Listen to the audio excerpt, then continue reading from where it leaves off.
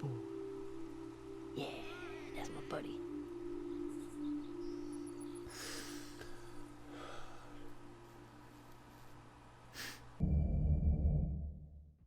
Oh, where to begin? The Last of Us 2 is a game that, upon its release, has been surrounded in criticism and controversy. Some of it warranted, and some of it not so much. So with this being said, I'm just going to come out and say it. I think The Last of Us 2 is a good game. Oh, you stink! Now before you get the pitchforks and torches ready and get the cancel culture mob on me in the comment section, hear me out. This game is by no means a perfect game and actually has some flaws in it that stuck out to me very prominently during my playthrough on my Twitch channel. And this is where the footage I'll be using for the video comes from, so you should go follow me on twitch.tv/Angelicus if you want to see more of my beautiful face. Thank you, bye. Like I was saying, there are definitely some issues with this game's storytelling for sure, which definitely does detract from the game a bit, but not enough to make it the dumpster fire that the internet claims it is. Like I said before, I genuinely enjoy this game and I wanted to make a video on it to do it justice. Not to hold it to some pedestal or claim that it's perfect, but to give it an honest review. So that is why in this video, I'm going to be dissecting The Last of Us Part 2, talking about the controversy surrounding the game and breaking down some of the pros and cons that I think this game has. So without further ado, let's get started. Also, spoiler warnings. I can't really dissect this game without going into spoiler territory. So if for some reason you haven't played this game yet or it hasn't been spoiled to you yet and you don't want it to be spoiled to you yet, I definitely recommend going into this game blind, as you should probably play it and then come back to this video. Okay, thanks. So before I go into the story in The Last of Us 2, we have to address the elephant in the room, which is The Last of Us 1. Part 1. The first game, however you call it. I'm going to be giving a basic overview of the first game if for some reason you haven't played this game by now, so please do yourself a favor and play this game for yourself, because my summary will definitely not do it justice by any means. This game came out in 2013 and honestly took a lot of people by surprise. Naughty Dog at the time was known for its Uncharted series, and this game's tone and its grim approach to storytelling was something that was never seen nor expected from the studio. This game's setting is a post-apocalypse America caused by a fungal infection that turns humans into these zombie-like creatures. The game follows Joel, a man who lost his daughter at the start of the outbreak. You jump into his shoes 20 years after the initial outbreak, and you see the man he has become. At this point, the game quickly introduces Ellie, a 14-year-old girl who was bitten by one of these mushroom zombies, but isn't showing any signs of infection. Joel then takes it upon himself to take Ellie halfway across the country to deliver Ellie to the Fireflies, a survivor group that, with the help of Ellie, can potentially make a vaccine against the infection and save humanity. Throughout the course of the year it takes Joel and Ellie to get to the Fireflies, they run into many trials and tribulations. They run into many interesting characters, have bonding moments, and develop into well-rounded characters. Once they reach the end of the road, they find the Fireflies posted up in a hospital in Salt Lake City. Once there, they run some tests on Ellie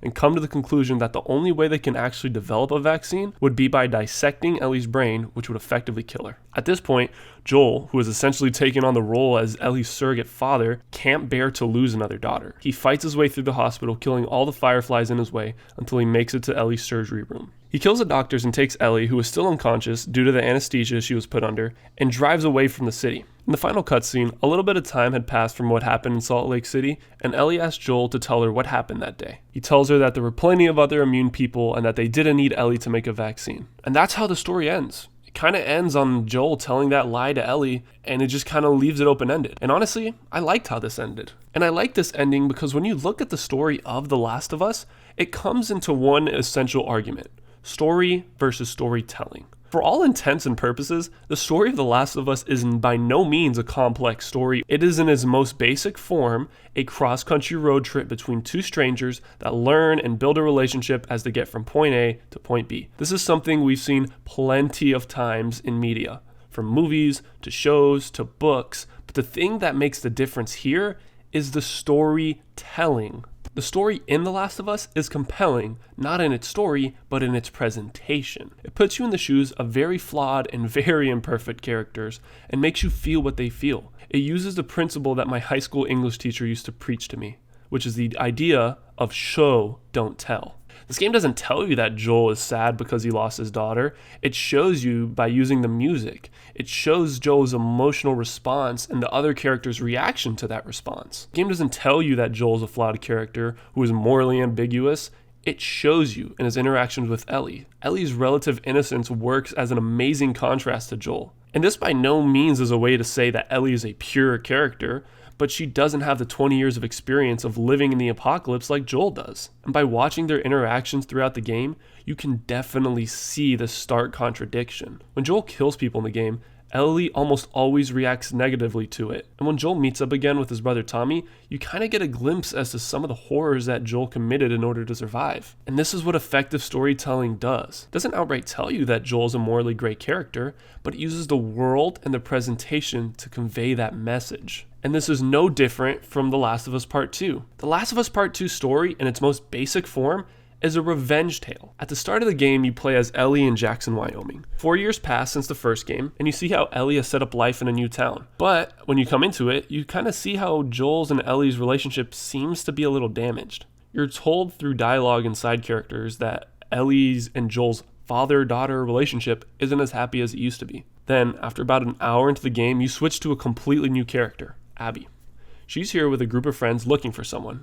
Eventually, through a turn of events, Abby finds Joel and Tommy on a patrol. Eventually, she brings them back to her campsite and with the help of some friends, kills Joel. Ellie makes her way to this group and is captured by some of Abby's men. Unfortunately, she makes it in time to see Abby deal the final blow to Joel. Abby's group spares Ellie, and then Ellie, like any character would, goes on a journey for revenge. Ellie then makes her way to Seattle to find the WLF, or the Washington Liberation Front. This is the group of survivors that Abby was a part of. Over the course of the 3 days, Ellie makes her way throughout the city, searching for Abby or any of the other members of her group in order to get any clues that she can to get her a little bit closer to Abby. Throughout her time as Ellie, we get these occasional flashbacks that fill us in, the audience, in what happened over the 4-year gap between the first game and the second game.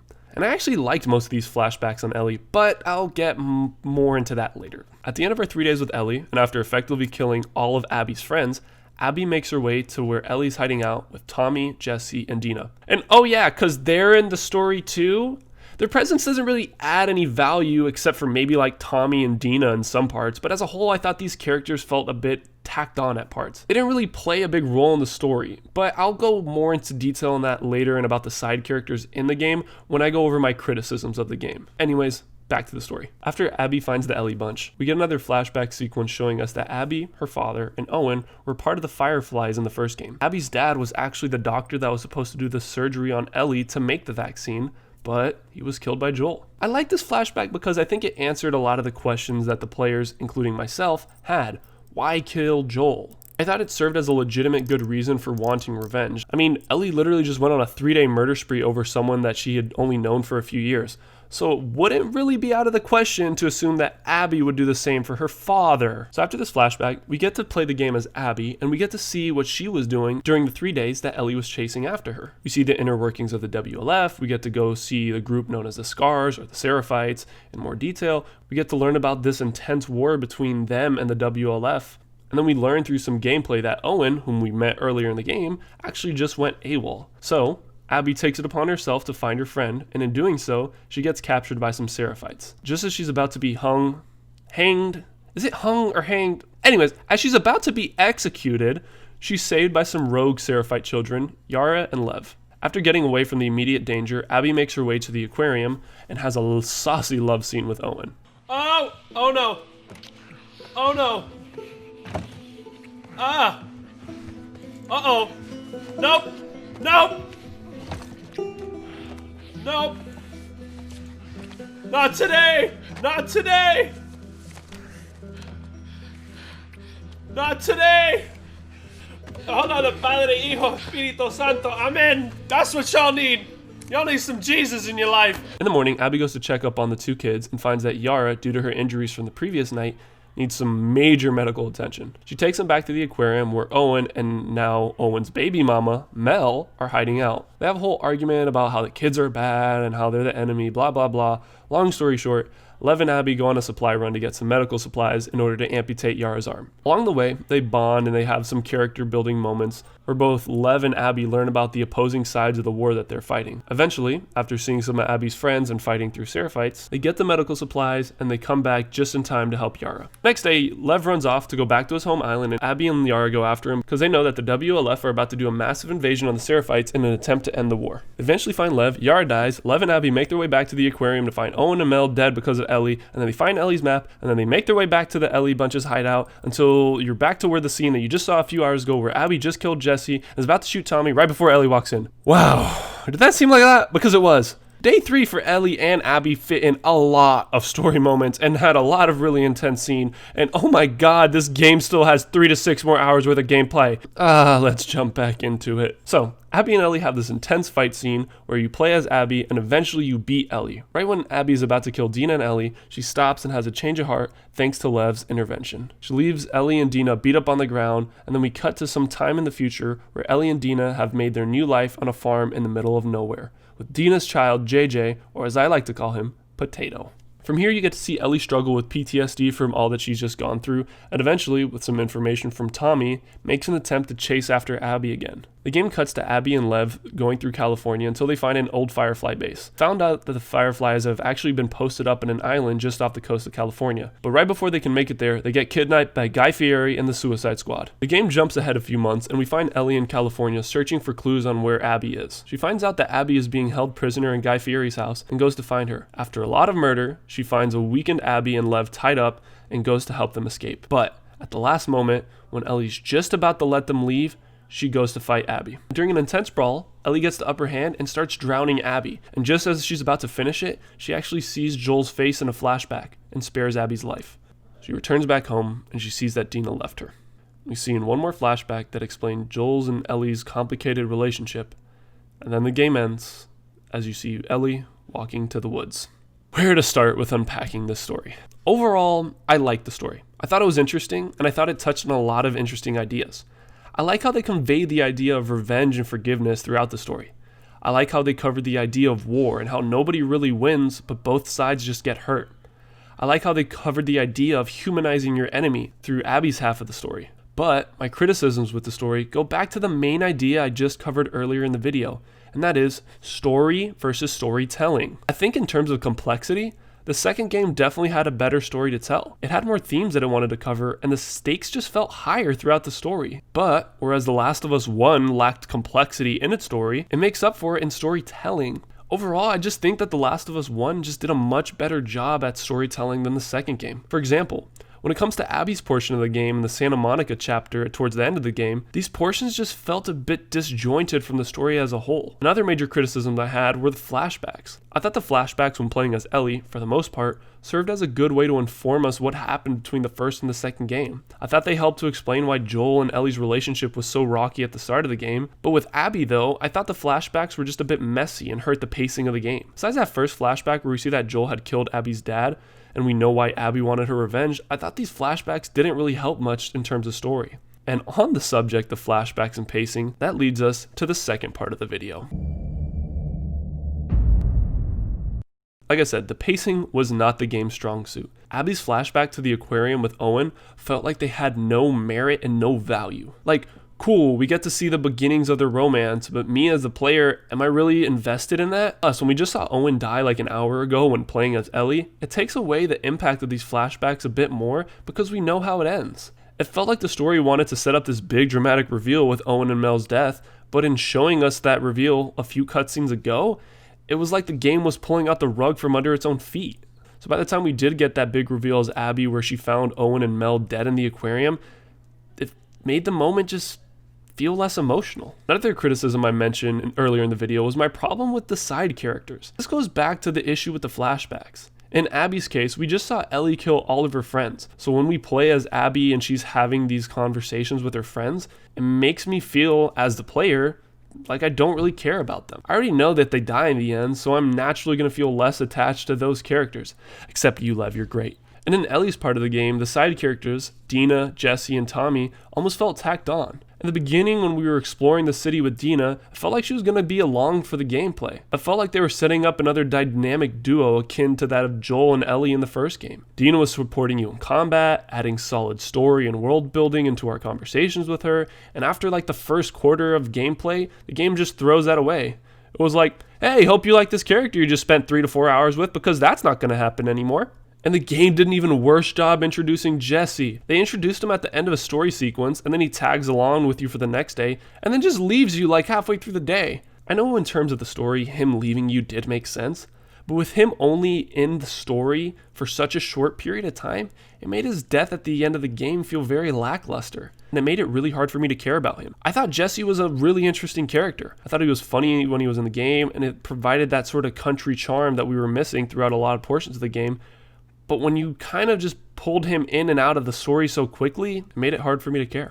And plus, Tommy was in the game for like a total of an hour, so yeah, he was cool, I guess. My last criticism of the game has more to do with the gameplay, or rather, one specific aspect of the gameplay. In the first game, there were these gameplay elements that I absolutely hated, because they messed with the natural flow of the game. And these were the ladder puzzles and the floating pallet puzzles. So what did the second game do to replace these sections? We got rope puzzles and dumpster puzzles. So yeah, it might be a bit more nitpicky, but these sections of the game really affected the flow of the gameplay, and it just felt tedious at times. When thinking about the game's pacing and side characters and rope puzzles, it made me think about other aspects of the game that I was not a big fan of.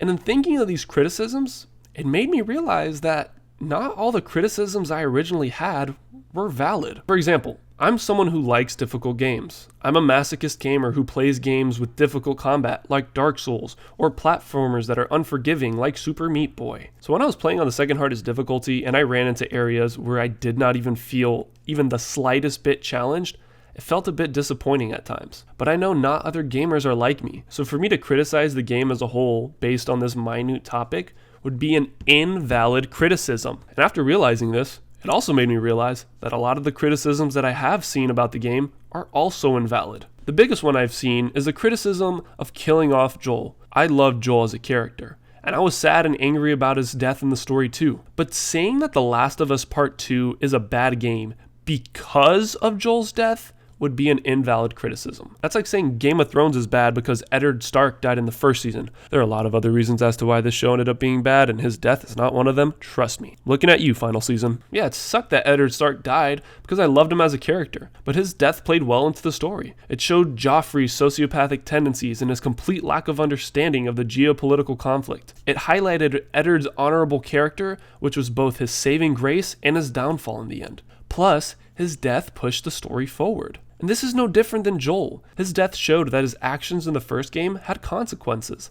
And even though he might have acknowledged his wrongs and was changing for the better, it didn't undo what he did. Plus, it makes sense in the story. None of the characters in this universe are good or pure character or even beloved characters. They all do bad things and they all have flaws. And they all, for the most part, are bad, not in writing, but in morality. Everyone has blood on their hands. I'm not trying to defend what Abby did, but given the circumstances, she has all the reason to want Joel dead. Not only that, with Ellie being there and watching him die, it pushes the story in more ways than one. In the basic sense, it starts our revenge tale. In the psychological sense, though, it is the start of Ellie going down a dark path and mirroring where we saw Joel's mental state in the first game. Not only that, but with the cutscene that we see at the end of the game, where Ellie starts to forgive Joel for the lie that he told her about the Fireflies, it makes even more sense as to why Ellie would go on this path for revenge. Just as she was starting to forgive Joel and find closure with her past, Abby takes Joel's life, effectively ruining any closure that Ellie could have had with Joel. So Ellie's only option for closure shifted to getting revenge on Abby, and that's why she went to go back for revenge a second time, even after she almost just got killed by Abby in Seattle. Look, I'm not trying to say this game is perfect, but we have to acknowledge when our criticisms in a game are valid and when they are not. Criticizing the use of flashbacks because they feel disjointed and it hurts the pacing of a game, a valid argument can be made there. Disliking characters or not feeling attached to the side characters because the game doesn't flesh them out and it kind of makes them a bit two-dimensional, another valid criticism that could stand on its own 2 feet as an argument. criticizing the game and sending actual death threats to voice actors because a character you like died is not a valid criticism. You can dislike the fact that he died, and you can even make an argument that his death was poorly scripted and a bad story moment. But to take this one moment and project your feelings about it towards the entire story is not a valid argument. And while on the topic of Joel's death, this leads me to my next point in the video. Although I did have some criticisms on the game, there were actually a lot of things I did like in this game. For example, I liked a lot of the gameplay improvements that were made for The Last of Us Part 2. I liked how they added more to the crafting system, and I even liked how they added these skill trees rather than just pooling all of your perks into one tree like they did in the first game. It felt like you could choose your gameplay style a bit more and focus in on the perks that suited your style best. If you wanted to craft a lot of explosives, you had a skill tree for that. If you wanted to be stealthy and pick people off one at a time, you had a skill tree for that as well. In my opinion, it really helped to make the gameplay feel a bit more personalized for the player. Another thing I liked about the game was the story. I know I talked about how I didn't like the pacing of the story, but I think that the story that was told was actually really interesting. I like how the story delved into what happened between Joel and Ellie after the first game and how it affected their relationship. It felt organic and just made sense given the characters. It wasn't like Ellie immediately forgave Joel or Ellie didn't have any reason to be mad at Joel, because she did. Her frustration with Joel taking away what in her eyes was her life's purpose made sense. It was valid for the story, and I like how these characters and their reactions felt very real. Not only that, I like how you get to see Ellie's journey with forgiveness over the course of the game. She learns to forgive Abby for what she did to Joel, and even more so, she eventually forgives and comes to terms with the lie that Joel told her. Seeing Ellie's character arc was both satisfying and depressing at the same time. On one hand, she learned to forgive and came to terms with her past, but on the other hand, on this journey, she lost everything in the process. And on Abby's side of the story, although the pacing felt really choppy, it was honestly an amazing story. The main reason being, it helped to humanize the enemy, or this idea of the other. In the beginning of the game, Abby is painted as the villain for killing Joel, but as we play as her and we see how Joel murdered her father, we understand why she killed Joel. Not only that, you get a glimpse into her life. She has friends and a community that cares about her, just like Ellie. This idea of humanizing the other side is further exemplified when we meet Lev and Yara. The majority of your time as Abby up to this point is spent killing Seraphites, and everyone around you has made it very clear how these guys are the bad guys. They talk about how horrible they are and how they need to be eradicated. But when you meet Lev and Yara, you realize the stark reality that many people forget in war, and that is that the other side is human too. You see how Lev and Yara care for one another, and although they are on the run from the Seraphites, their culture and the way they were raised plays a role into how they interact with the world. Obviously, they show bias on certain things because of how they grew up, but so does Abby. But as they interact further and the blinders break down a bit, they can start to empathize with one another. This lesson of empathy and not fearing the other side is really ironic given the controversy that this game created. On release, fans were absolutely divided on this game. They either loved it or they hated it, with very few people falling somewhere in between. And it's been so interesting to see how people have attached themselves so much on their own opinion of the game that they refuse to even acknowledge the other side's opinion on it. We've seen the positives of the game, like those praising it, and we've even seen that dumb meme of the name someone who's gone through more than her going around. But we've also seen those hating on the game, and those making actual petitions that Naughty Dog should retcon the game's story, and people sending actual death threats to Abby's voice actor. Also, side note, I can't fucking justify this. Laura Bailey is a voice actor. Keyword here, actor. She's playing a role, and you are coming after her like she's the actual character.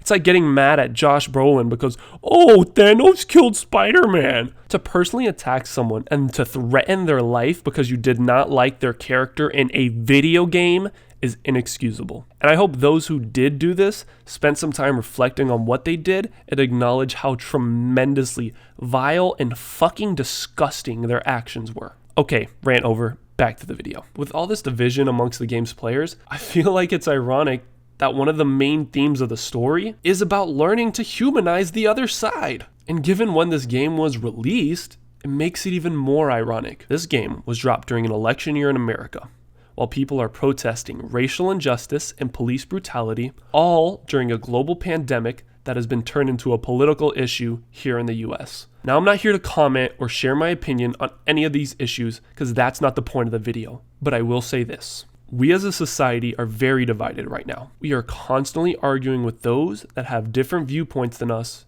and we think that those who do not share our beliefs are inherently wrong solely for being different. Now, I'm not saying to not have bias, because that's unrealistic. We all have bias, and that's normal, but I ask you to listen to the message that this game is trying to send by acknowledging your bias. We can't continue to think that our viewpoints are more correct or justifiable than those of others solely based on the fact that they are our own. If we continue to do this, we're just going to get to a point where no progress can be made. Not just in the gaming community, not just in politics, but for society as a whole. So, regardless whether you're left or right, red or blue, or for The Last of Us Part 2 or against The Last of Us Part 2, I ask you to remember that those on the other side of the argument are human too. And if you quiet your yelling and listen to the content of their words, you just might realize how much we all have in common. Thank you guys. Stay safe. Hey guys, thank you so much for watching this video. I know I don't post much on here, but I've been streaming a lot more, and I hope to post more analysis videos like this in the future, and possibly even some gameplay videos. So, if you liked what you saw and you want to see more, please consider subscribing. It's free, you can cancel it at any time. Also, if you want to see me play games live, please consider following my Twitch channel. That is twitch.tv/Undrelicus. If you want to keep up to date with me, my socials are also on the screen. It's just pretty much at Undrelicus on almost every single platform. Also, let me know what kinds of videos you guys want to see from me in the future, and let me know some of your thoughts on this video. I'd really like to get your insight. Again, thank you so much for watching. Peace out. Stay safe.